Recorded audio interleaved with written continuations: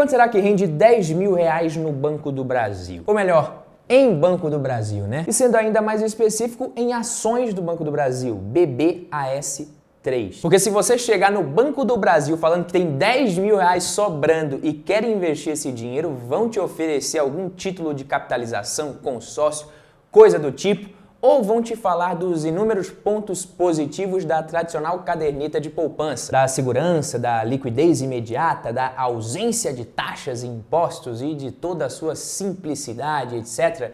Tudo balela. O fato é que quem ganha dinheiro mesmo de verdade com esses investimentos é a própria instituição financeira, o próprio banco. Mas eu duvido que alguém do Banco do Brasil vai te falar que é possível você investir esse dinheiro em ações da própria instituição e começar a receber periodicamente a sua participação nos lucros da empresa, virar sócio do Banco do Brasil. O que mesmo com todos os riscos presentes nos investimentos em ações, para quem tem perfil, vai trazer um retorno muito maior no médio e longo prazo do que deixar essa grana parada em qualquer uma das opções que eu citei no início. Por isso, no vídeo de hoje eu vou te falar quanto teria rendido 10 mil reais em ações do Banco do Brasil. É isso mesmo, eu não vou te falar quanto que vai render 10 mil reais em ações do Banco do Brasil, porque pelo menos por enquanto eu ainda não sei prever o futuro, né? E eu acredito que eu vou continuar sem esse superpoder até o dia que eu partir dessa para melhor, que diga-se de passagem, é a única coisa que eu realmente tenho certeza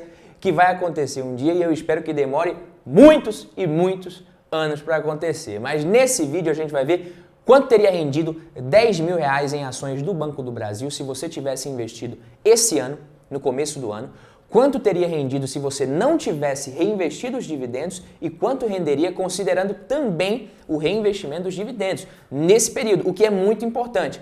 Vamos fazer essa mesma simulação aqui, só que considerando o investimento de 10 mil reais em 2012, exatamente 10 anos atrás, para considerar um tempo um pouco maior, e também vamos ver quanto teria rendido se você tivesse começado em 2012, 10 anos atrás, mas fizesse aportes mensais também. E algo me diz que você vai se surpreender com esse resultado, mas tudo isso eu só vou te contar depois que você deixar o like nesse vídeo aqui, beleza? Um salve pro Marcola do Game Mendes também, que comentou no último vídeo pedindo um salve. Tá aí o seu salve, meu querido. Um abraço também para todo mundo que está sempre marcando presença nos comentários aqui. Rodrigo Novaes, Rodrigo Moreira, o xará dele, Eurivan Zarão, Moacir, Euvaldo Amistaldo, todo mundo. Um abraço. No próximo vídeo eu menciono mais pessoas. Muito obrigado pela audiência e pela confiança de vocês. E vamos logo começar vendo quem que é o Banco do Brasil. O Banco do Brasil foi fundado em 1808 com a chegada da família real ao Rio de Janeiro. É velho pra caramba o banco e até hoje ele figura entre os maiores bancos do país. Segundo dados do próprio Banco do Brasil, a empresa possui 11.343 pontos de atendimento distribuídos pelo Brasil inteiro, mais de 3.985 agências presentes na maioria dos municípios, mais de 95% dos municípios, mais de 80 mil funcionários.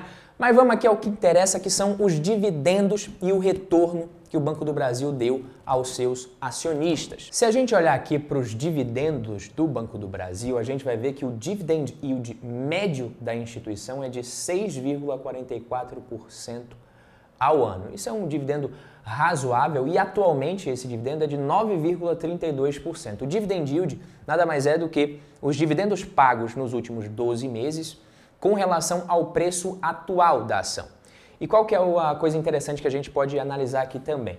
Esse dividend yield de 9,32%, ele é bacana, mas se a gente olhar aqui o yield on cost, que é o dividendo com base no preço que foi pago na ação, considerando, né, que a ação foi comprada no começo do ano, quando ela estava muito mais barata do que agora, esse yield on cost seria de mais de 12,5%.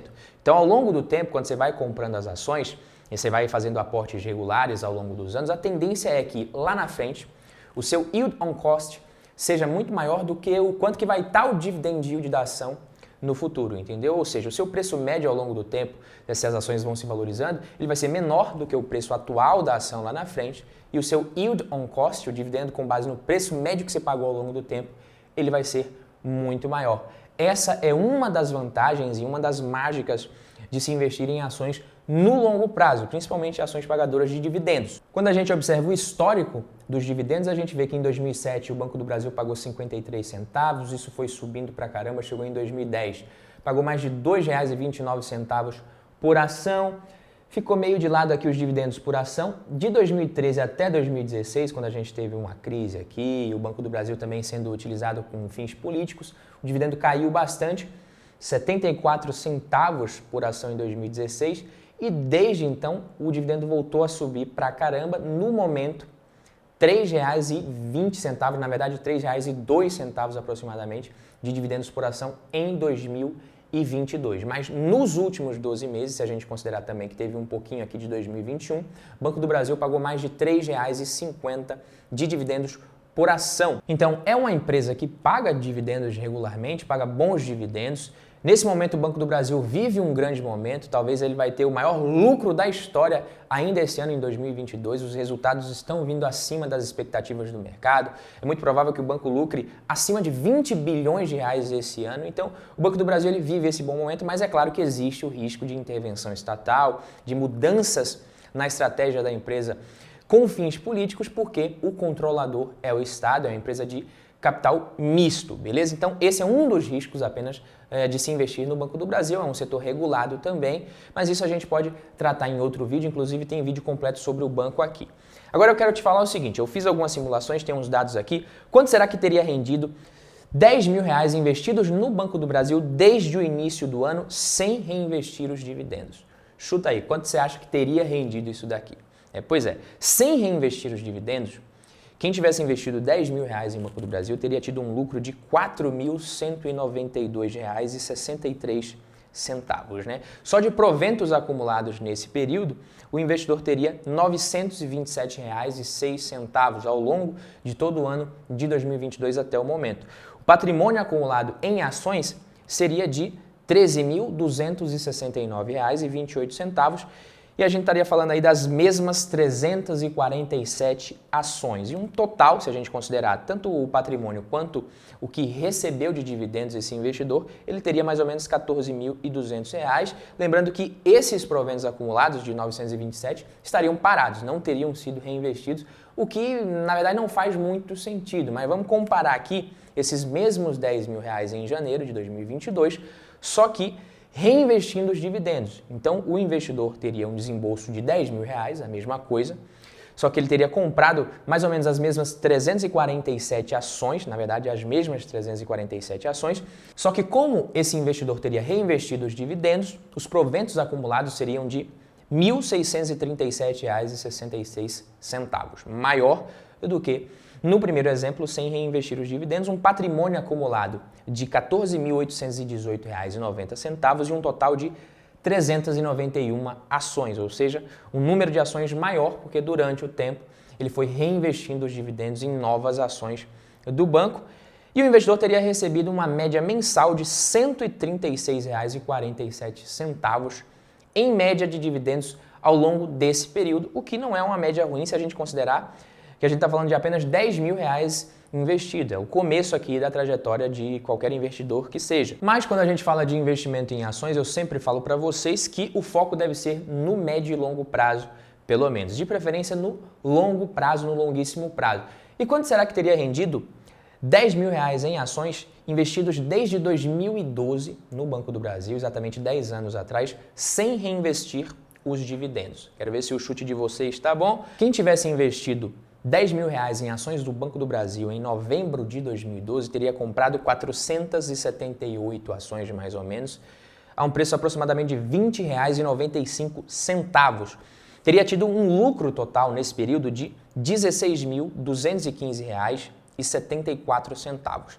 Os proventos acumulados seriam de R$ 8.011,66, um patrimônio de R$ 18.221,36 em ações do banco, só que um total aí de R$ 26.230 aproximadamente. Só que boa parte disso aí estaria parado, né? Mais de R$ 8.000 de proventos acumulados parados, o que realmente não faz sentido nenhum, né? Seria uma burrice fazer isso, mas só para você ter uma ideia, se ao invés de investir nessas ações que você teria acumulado R$ 26.230, você tivesse deixado esse dinheiro na poupança, isso teria virado R$ 17.437,76.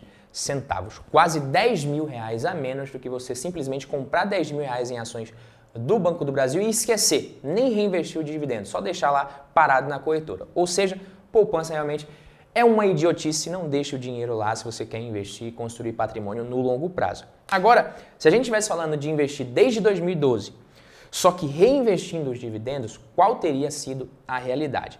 O investidor teria desembolsado os mesmos R$ 10.000, teria comprado 478 ações, a mesma coisa. Os proventos acumulados no período seriam muito maiores, R$ 11.376,81, bem maior do que os R$ 8.011,66. Teria acumulado um total de 808 ações nesse período o investidor que tivesse reinvestido os dividendos em novas ações, um total muito maior do que as 478 ações que ele comprou no início. E a média de dividendos seria de R$ 282 por mês em 2022, ou seja, você colocaria R$ 10.000 ali, reinvestiria os dividendos ao longo desses 10 anos e hoje já estaria recebendo mais ou menos R$ 282 por mês em dividendos, sem precisar fazer absolutamente nada, simplesmente resgatar ali, reinvestir ou até mesmo gastar isso daí. E a simulação que eu achei mais interessante a gente fazer aqui nesse vídeo foi justamente a gente considerar o investimento inicial de R$ 10.000 mais aportes mensais no valor de R$ 300 por mês, o que não é algo impossível, fora da realidade de muitos de vocês que eu sei. A maioria das pessoas que acompanham canais de investimentos consegue investir uma média ali de R$ 300 por mês pelo menos. O patrimônio acumulado seria de R$ 99.790,70, quase R$ 100.000 de patrimônio investindo durante 10 anos, começando com 10 mil e aportando R$ 300 por mês. Tá? Os proventos acumulados seriam de quase R$ 30.000, R$ 29.333,46. O número de ações acumuladas seria de 2.633 e o investidor estaria recebendo hoje uma média de R$ 899,22 por mês em dividendos, quase 3 vezes mais do que o valor do aporte mensal no período. Ou seja, considerando que você começou ali com R$ 10.000 e está investindo R$ 300 por mês, em 10 anos você já estaria recebendo 3 vezes mais do que o seu aporte mensal todos os meses em dividendos, isso em média. É claro que isso aqui é um número bacana, o Banco do Brasil teve um bom desempenho, principalmente nos últimos anos ali, nos últimos 2 anos, se a gente pegar, as ações sofreram, mas aí recentemente subiram pra caramba. Então, quem comprou periodicamente conseguiu fazer um preço médio bacana e está recebendo bons dividendos agora, que o banco está tendo lucros realmente muito bons, lucros recordes, diga-se de passagem.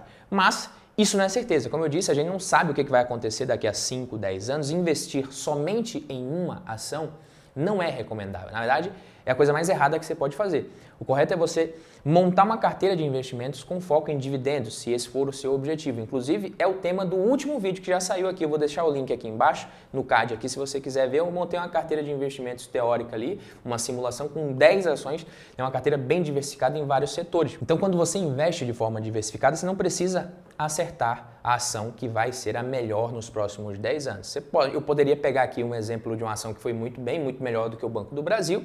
Você teria tido um retorno muito melhor nesse exemplo aqui, mas eu posso também trazer várias e várias ações que foram péssimos investimentos nesse período. Então, como a gente não tem esse poder de prever o futuro, o melhor que a gente pode fazer é escolher boas ações, né, que a gente tem os critérios corretos para fazer isso, diversificar a nossa carteira, com 10, 12, 15 ações que seja, porque aí daqui a 10, 15, 20 anos, se uma ou outra não foi muito bem, foi um mau investimento, a sua carteira como um todo vai ter tido um bom desempenho no médio e longo prazo, de acordo com o risco também que você correu nesse período. E se você ficou até aqui comigo no vídeo, eu quero ver quais são os investidores fortes aqui do vídeo de hoje. Comenta aqui embaixo, hashtag até o final. E se você gostou do vídeo, não esquece de deixar o seu like aqui, se inscrever no canal e ativar o sininho para você não perder os próximos conteúdos. Fico por aqui, vejo você no próximo vídeo. Tamo junto. Valeu, papai!